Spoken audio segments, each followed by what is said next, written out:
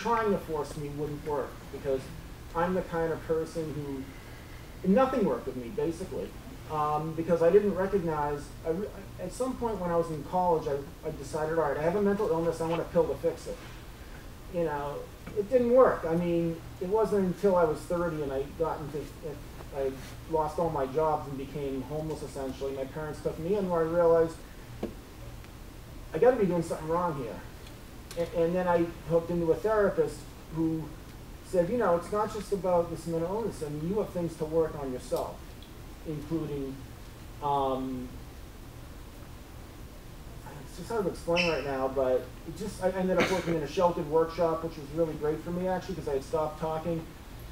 And I think we're all different, but in my case, I needed both a trusted person, and I think I needed to crash, and I think that was very painful for my parents to watch. And that's all I wanted to say. My parents loved me, and yet they had to watch this. And I love them, and they're still around, and I appreciate it to this day. As I said, family, you know, and they continue to be there even though they're in their 80s.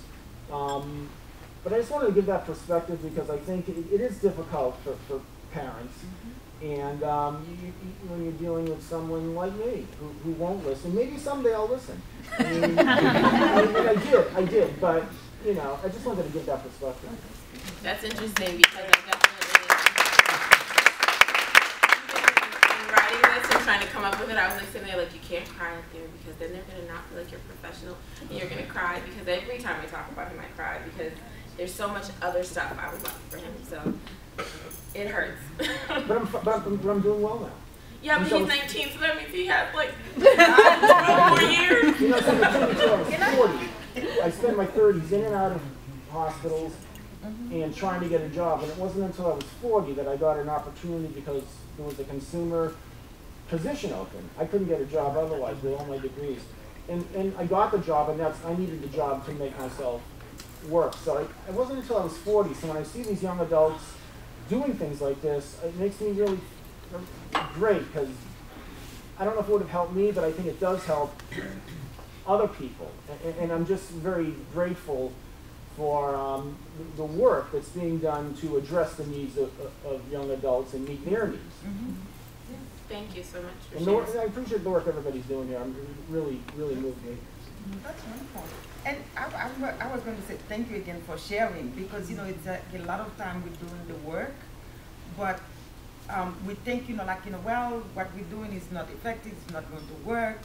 But you know, as you're hearing, you know, people, you know, maybe the person may not be at a place where they can really kind of execute.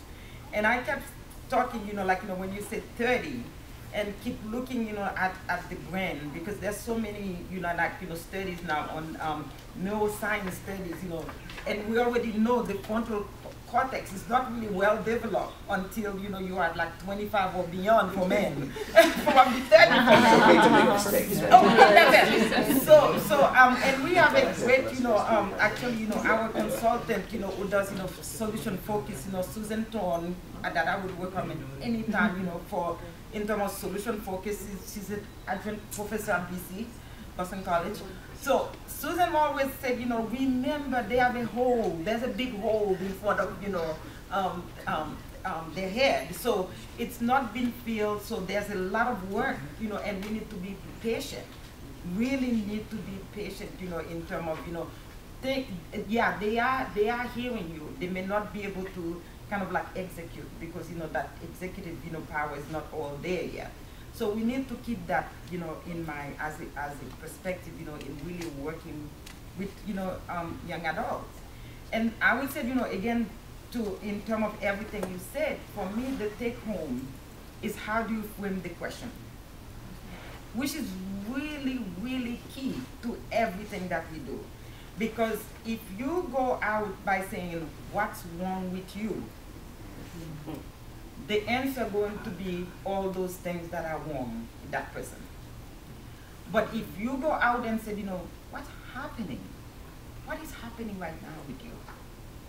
So you are in a position where you can listen.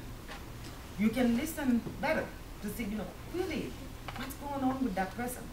Give, that family, that person, a chance to really tell you what is happening.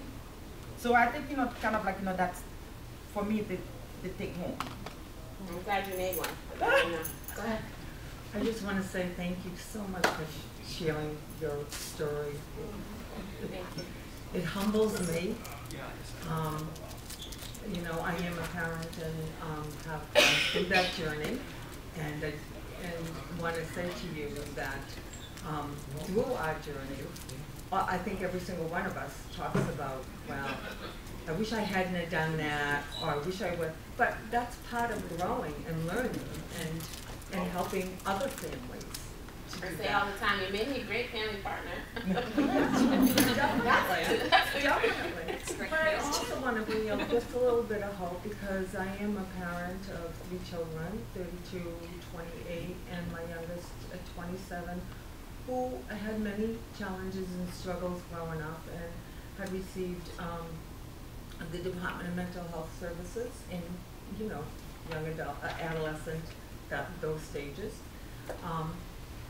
Was leaving services because he clearly at the time wasn't probably going to qualify for DMH services. But I just want to tell you that he was in an alternative program, and my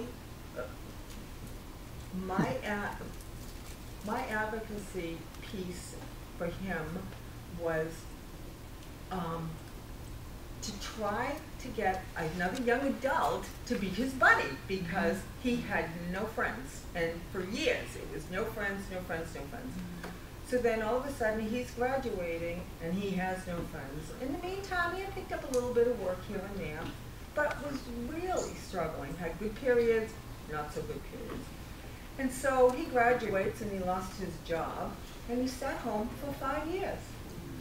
And in the meantime, I'm a family partner, and I'm helping all these families, and, transition age, and young children, and adolescents, and I come home every night exhausted and see him sitting on the couch with the clip. Sounds like my wife. Yep. And I really felt so powerless over trying to help him, because at that point he wasn't going to do anything for anybody. And and this piece of me who was, I don't want to see my son fail, I don't want to set him up, but I don't want to throw him out, because of course we have a zillion and 20,000 excuses why they can't do this or they can't do that, and they should do this and that. To make a long story short, one day, and I did the same thing. I went from being so angry that I said to his therapist, I hate this kid.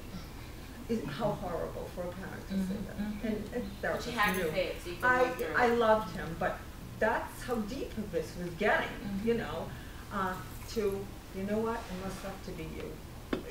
It's not fair, you're right, but the only one that can do that, Matthew, is you. And so, got on the computer, this is a true story, got on the computer one day, filled out an application, and has been successfully working for 6 years. Wow.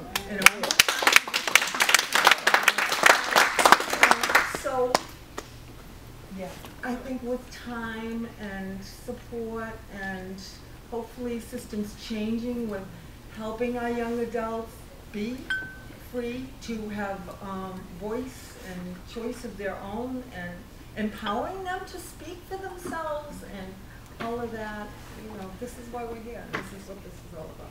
That's why I'm here. So he'll be fun. The key thing that you said was love. There's an old proverb, love hides a multitude of faults, adversities, stress, and love covers it all.